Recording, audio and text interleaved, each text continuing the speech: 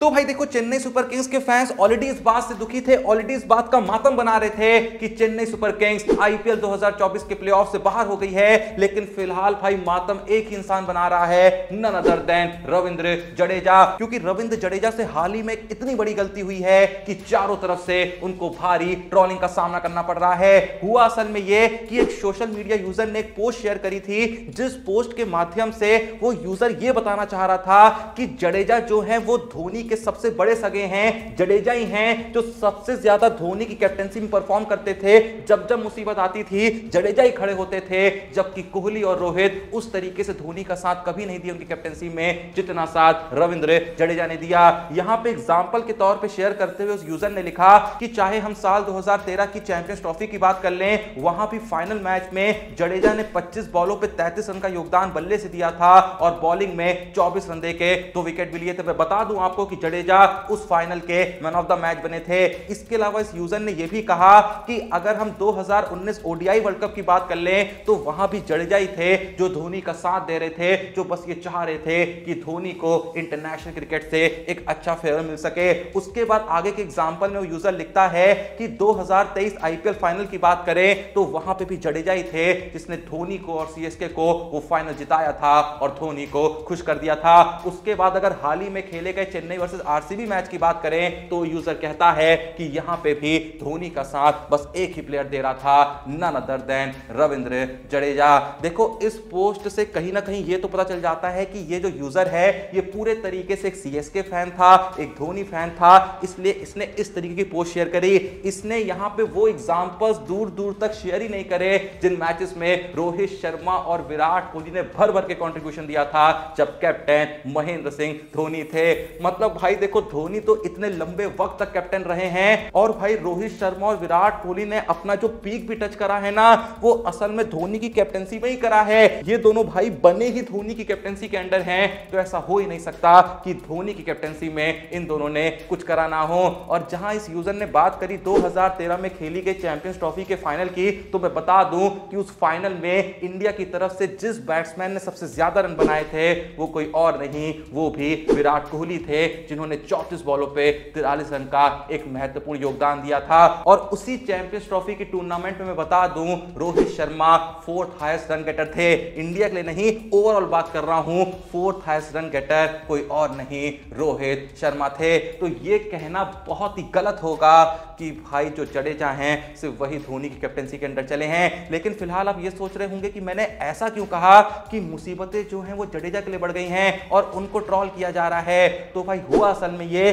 कि जिस यूजर ने ये पोस्ट डाली ना, जडेजा ने इस पोस्ट को लाइक कर दिया और भाई कुछ लोगों ने देख लिया कि जडेजा ने ये पोस्ट लाइक करी है। उसके बाद लोग जडेजा के पीछे पड़ गए कि आप इस तरीके की पोस्ट कैसे लाइक कर सकते हैं, जो पोस्ट पूरे तरीके से एंटी रोहित है, एंटी विराट है, आप इस पोस्ट को लाइक कर रहे हैं। और भाई फिर क्या होता है, कुछ ही घंटे के बाद जैसे ही खबर ये पहुंचती है जडेजा के पास, वो उस पोस्ट को वापस से अनलाइक कर देते हैं। लेकिन तब तक मामला जो है पूरे तरीके से बिगड़ चुका था और ट्रोलिंग जो है वो अब भी भाई चले जा रही है। आप लोग का जडेजा की इस प्रतिक्रिया के बारे में क्या कहना है, कमेंट सेक्शन में जरूर बताइएगा। खैर, बहुत हो गई चेन्नई और जडेजा की बात, फिलहाल बात करना जरूरी है आरसीबी की, क्योंकि भाई आरसीबी है जो प्लेऑफ में पहुंची है, चेन्नई नहीं पहुंच पाई है। चेन्नई पहुंची होती तो जाहिर सी बात है उनकी बात कर रहे होते। तो फिलहाल जैसा मैंने कहा, बात करना जरूरी है आरसीबी की। तो भाई अगर तुम एक आरसीबी के कट्टर फैन हो या फिर डिसेंट से फैन भी हो, तुमको मैं एक ऐसी बात बताने वाला हूं कि तुमको अपने आरसीबी फैन होने पे कुछ ज्यादा ही गर्व होने वाला है। ऑलरेडी होगा मैं जानता हूं, लेकिन ये बात सुन के भाई तुम गर्व के मारे उछल पड़ो। लेकिन इससे पहले कि तुम जरूरत से ज्यादा गर्व महसूस करो, भाई जल्दी से जाओ डिस्क्रिप्शन और पिन में दिए हुए लिंक से प्रिंस भाई के टेलीग्राम चैनल को ज्वाइन कर लो, क्योंकि भाई वहां पे जब तुमको एक्यूरेट प्रेडिक्शन मिलेंगी तो तुमको गर्व महसूस होगा खुद पे नहीं बल्कि प्रिंस भाई पे। इसलिए क्योंकि भाई तुम कहोगे ये बंदा कितनी परफेक्ट प्रेडिक्शन देता है यार। अभी तक भाई देखो आईपीएल के जितने मैचेस हुए हैं, तुमने अगर ज्वाइन करके रखा था टेलीग्राम चैनल को या फिर तुम व्हाट्सएप पे डीएम करते थे, तुमने खुद नोटिस करा होगा कि भाई सच में बंदा बवाल प्रेडिक्शन देता है। तो भाई प्लेऑफ के बस कुछ ही 3 4 5 मैच बाकी हैं, जल्दी से जाओ जाके टेलीग्राम चैनल ज्वाइन करो या फिर व्हाट्सएप पे डीएम करो। सिर्फ व्हाट्सएप पे डीएम करके एक बार पूछो कि ये जो प्लेऑफ के मैचेस होने हैं, चाहे क्वालिफायर्स हो गए या एलिमिनेटर हो गए, इसमें कौन जीतने वाला है, एक बार पूछ के देखो। तुम खुद देखना बंदा कितना परफेक्ट प्रेडिक्शन देगा। तो भाई उसके बाद तुमको यकीन हो जाएगा जाएगा, तुम भी बाकियों की तरह इस आईपीएल के बचे हुए मैचेस में इतना पैसा बनाओगे कि भाई सोच भी नहीं सकते। देखो भाई मेरा काम था बताना, मैंने बता दिया, बाकी जिसको जो ठीक लगे वो करो। हाँ तो भाई जैसा मैं कह रहा था कि अगर तुम एक आरसीबी कट्टर फैन हो या फिर सिर्फ एक आरसीबी फैन हो तो तुमको मैं एक ऐसी बात बताने वाला हूं जिसे सुन के तुमको अपने आरसीबीएन होने पे, आरसीबी के एक फैन होने पे बहुत ही गर्व महसूस होने वाला है। तो भाई बात असल में ये है कि अगर हम लेटेस्ट डिकेड की बात करें यानी कि साल 2020 से आगे की बात करें तो तुमको पता है कौन सी वो टीम है जो सबसे ज्यादा बार प्लेऑफ में क्वालिफाई हुई है। उस टीम का नाम है नन अदर देन आरसीबी उर्फ रॉयल चैलेंजर्स बेंगलोर। देखो भाई हम आरसीबी को कितना भी ट्रोल कर लें, उनका कितना भी मजाक बना लें, लेकिन ये सत्य है कि भाई पिछले अगर 4-5-6 सीजन की बात करें तो आरसीबी ने कमाल की परफॉर्मेंस दी है। मैं बताना चाहूंगा कि अगर हम साल 2020 की आईपीएल से आगे नजर डालें तो भाई आरसीबी की टीम कुल 4 बार आईपीएल प्लेऑफ में क्वालिफाई हुई है। साल 2020 में क्वालिफाई हुई, साल 2021 में क्वालिफाई हुई, साल 2022 में क्वालिफाई हुई, बस साल 2023 में क्वालिफाई नहीं हो पाई थी, वो भी भाई एकदम अंतिम चरण में शुभमन गिल के शानदार शतक ने आरसीबी को बाहर कर दिया था। अगर वो मैच आरसीबी जीत गई होती तो साल 2023 में भी प्लेऑफ में पहुंच गई होती और भाई साल 2024 में तो पहुंची है। मतलब पिछले 5 सीजन में 4 बार आरसीबी पहुंच रखी है और जिसमें नहीं भी पहुंची है, जैसा मैंने कहा कि एकदम भाई पहुंचने वाली थी, बस पहुंच नहीं पाई। मतलब भाई आरसीबी ने परफॉर्मेंस तो देखो अच्छी खासी दी है, बस जीत नहीं पाती है। अब पता नहीं इस बार जीतेगी या नहीं जीतेगी, आपको क्या लगता है कमेंट सेक्शन में बता दीजिएगा। वैसे देखो भाई यहाँ पे एक बहुत ही कमाल की बात बताना चाहूंगा कि यार आरसीबी जीतेगी या नहीं जीतेगी आईपीएल, ये तो फिलहाल मुझको नहीं पता, ये तो किसी को भी नहीं पता। तुक्के मारने को मार सकते हैं और कह सकते हैं कि भाई हम चाहते हैं आरसीबी जीते, लेकिन फिलहाल भाई एक चीज तो कंफर्म हो चुकी है कि एसआरएच फाइनल खेलने वाली है। अभी तक हुए नहीं है वो मैच जिस बेसिस पे डिसाइड हो कि कौन सी टीम फाइनल खेलेगी, लेकिन पैट कमिंस ने यह ऐलान कर दिया है कि उनको ऑलरेडी पता है कि वो फाइनल खेलने वाले हैं। ऐसा लग रहा है कि जय शाह भाई के साथ कुछ अंदर ही अंदर बातें हो रही हैं, क्योंकि भाई हाल ही में जब इन्होंने मैच खेला पंजाब के खिलाफ और जैसे ही ये पंजाब के खिलाफ मैच जीते तो पैट कमिंस ने जो इंस्टा पोस्ट डाली उस पे पता है क्या लिखा? उस पे उन्होंने लिखा another amazing night at Uppal, thanks for the incredible support, on to the finals we go. मतलब भाई पैट कमिंस ने कह दिया है कि ये मैच को जीत के हम सीधे फाइनल में जा रहे हैं, जबकि एक मैच उनको बीच में खेलना है भाई, क्वालिफायर खेलना है, उसके बाद अगर हार गए तो एक एलिमिनेटर मैच खेलना पड़ेगा। उस बेसिस पे डिसाइड होगा कि एसआरएच फाइनल खेलने वाली नहीं खेलने वाली है। लेकिन पैट कमिंस ने कह दिया भाई फाइनल तो हम खेलेंगे ही खेलेंगे। अब यहाँ पे देखो या तो पैट कमिंस की जैसा मैंने कहा बात हो गई है मोटा भाई से, या फिर पैट कमिंस को कुछ ज्यादा ही कॉन्फिडेंस है।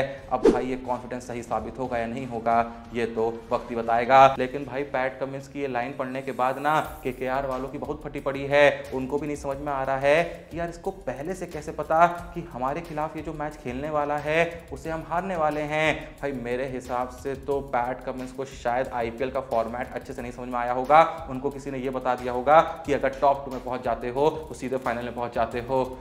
ऐसा होगा तो नहीं, लेकिन पता नहीं उन्होंने ऐसा क्यों लिखा, आप लोग को क्या लगता है कमेंट सेक्शन में बता दीजिएगा। बाकी इससे आगे बढ़े तो देखो भाई मुझको नहीं पता कि तुमने आईपीएल 2024 के सीजन को कितना फिलहाल एंजॉय करा है, लेकिन जब बात एंजॉयमेंट किया जाती है ना तो ये एंजॉयमेंट लोग इस बेसिस पर डिसाइड करते हैं कि उनकी जो फेवरेट टीम थी उसने उस सीजन में कैसा परफॉर्म करा है। अगर वो सीजन उनकी फेवरेट टीम के लिए अच्छा गया है तो वो कहेंगे कि मस्त एंजॉय करा। लेकिन भाई देखो बहुत ही ज्यादा कॉम्पिटिटिव रहा है ये आईपीएल सीजन, क्योंकि पहली बार आईपीएल इतिहास में ऐसा हुआ है कि भाई 4 टीमें थी जिनके बराबर पॉइंट्स थे। जी हां, आरसीबी के भी 14 पॉइंट थे, चेन्नई के भी 14 पॉइंट थे, लखनऊ के भी 14 पॉइंट थे और दिल्ली कैपिटल्स के भी 14 पॉइंट थे।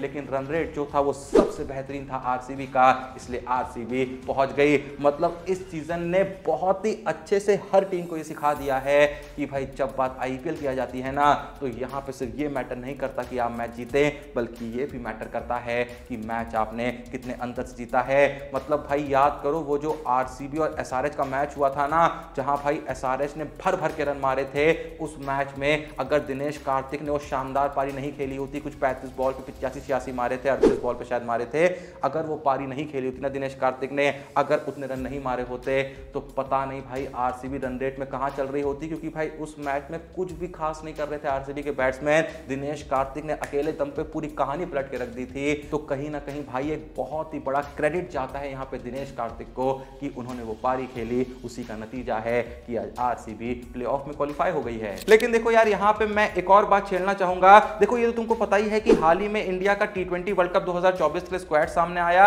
और पिछले कुछ दिनों में कई लोगों ने कहा कि नहीं भाई इस प्लेयर को बाहर कर दो, इसको गलत सेलेक्ट कर लिया गया है। पिछले कुछ मैचेस में जिस तरीके से शिवम दुबे ने परफॉर्म करा, लोगों ने कहा भाई इसको बाहर करो। कुछ लोगों ने कहा कि अर्शदीप सिंह की जगह शायद हम किसी और बॉलर को ले जा सकते थे। वहीं पे कई लोग ये भी कह रहे थे कि यार जायसवाल की जगह अभिषेक शर्मा को मौका दिया जा सकता है। कुछ लोग कह रहे थे कि भाई गिल को रिजर्व में नहीं रखना चाहिए, गिल को मेन टीम का हिस्सा बनाना चाहिए क्योंकि जायसवाल भी कुछ खास नहीं कर रहे हैं। पर भाई देखो, एक प्लेयर के बारे में कोई भी बात नहीं कर रहा है जिसके बारे में बात होनी चाहिए, और उस प्लेयर का नाम है रजत पाटीदार। माना कि रजत पाटीदार का फॉर्म आईपीएल शुरू होने से पहले बहुत ही वाहियात चल रहा था, आईपीएल के शुरुआती लगभग 5-6 मैचेस में भी बहुत ही वाहियात चल रहा था। पर उसके बाद भाई जो रजत पाटीदार ने ट्रांसफॉर्मेशन दिखाया है, उसके बाद जो हमें रजत पाटीदार 2.0 के दर्शन हुए हैं ना भाई, आज मेरे हाथ में होता इंडियन टीम का स्क्वाड बनाना तो भाई मैं आंख बंद करके रजत पाटीदार को T20 वर्ल्ड कप में लेके चला जाता। मतलब भाई उस बंदे ने जिस भी मैच में रन मारे हैं ना, इतना बेखौफ होके खेला है, खड़े खड़े भाई जो बॉलर सामने ला दो, चाहे कितना कमाल का स्पिनर हो, चाहे कितना कमाल का पेसर हो, वो बंदा कुछ नहीं सोचता है। अगर उसे मारना है, अगर उसे बल्ला चलाना है तो वो चला देता है। मुझे याद है एक वेंकटेश अय्यर का इंटरव्यू बहुत वायरल होता था। उस इंटरव्यू की एक लाइन थी खासकर जो बहुत ही ज्यादा वायरल होती थी, जहां वेंकटेश अय्यर ये कह रहे होते थे कि रजत पाटीदार जो है वो बहुत ही खूबसूरत बल्लेबाज है। अगर रजत पाटीदार आउट होता है तो हम ये मान लेते हैं कि जो भी बॉलर होगा उसने बहुत ही अच्छी बॉल डाली होगी, तभी रजत पाटीदार आउट हुआ है। तो जब ये लाइन असल में वायरल हो रही थी, उस समय लोग बहुत मजाक उड़ाते थे वेंकटेश अय्यर का, पाटीदार का, कि बंदा क्या बोल रहा है और ये कितना घटिया खेलता है, एक के बाद एक मैच में फ्लॉप हो रहा है। लेकिन अब जाके भाई लोग वेंकटेश अय्यर की उस लाइन को समझ पा रहे हैं, वेंकटेश अय्यर को अब जाके लोग अप्रिशिएट कर रहे हैं कि बंदे ने बात तो एकदम सही कही थी। क्योंकि भाई जिस तरीके से उस बंदे ने आरसीबी के लिए पिछले कुछ मैचेस में खेला है ना, उसने बता दिया है कि क्यों वो एक बहुत ही खूबसूरत बल्लेबाज है। भाई इतनी आसानी छक्के मारता है, मतलब मैक्सवेल नहीं मारता इतनी आसानी से। तो चलो अच्छा, इसी बात पे तुमसे एक बहुत इंपॉर्टेंट सवाल पूछता हूं कि अगर आज की तारीख में तुम्हारे हाथ में होता कि तुम T20 वर्ल्ड कप के स्क्वाड में कोई चेंज कर सकते हो, तो पूरे स्क्वाड में तुम किस प्लेयर को बाहर करते और किसको जगह देते? जो भी तुम्हारा जवाब है कमेंट सेक्शन में जरूर बताना। बाकी देखो यार, गलती से भी भूल ना जाना डिस्क्रिप्शन और पिन कमेंट में दिए हुए लिंक से प्रिंस भाई के टेलीग्राम चैनल को ज्वाइन करना, क्योंकि मैं फिर से कह रहा हूं कुछ ही मैचेस बचे हैं भाई प्लेऑफ के। इन मैचेस में अगर पैसा नहीं कमाओगे तो कब कमाओगे भाई? सच में इतनी परफेक्ट प्रेडिक्शन मिलने वाली है। अगर यकीन नहीं हो रहा है तो नंबर व्हाट्सएप का दे रहा हूं, जाओ जाके अभी पूछो कि भाई जो क्वालिफायर मैच होने हैं, एलिमिनेटर मैच होने हैं, किस टीम के जीतने के चांसेस सबसे ज्यादा हैं। तुमको खुद पता चल जाएगा जब मैच का रिजल्ट आएगा कि बंदे ने कैसे सारी की सारी प्रेडिक्शन एकदम सही बताई थी। जाओ जाके डीएम करो ना, कोई रोक थोड़ी रहा है, फ्री में डीएम होता है, फ्री में मैसेज होता है, करके देखो, उसके बाद में खुद पता चल जाएगा। बाकी वीडियो पसंद आई लाइक कर देना, चैनल को सब्सक्राइब कर देना। मिलते हैं नेक्स्ट वीडियो में, तब तक के लिए जय हिंद, धन्यवाद।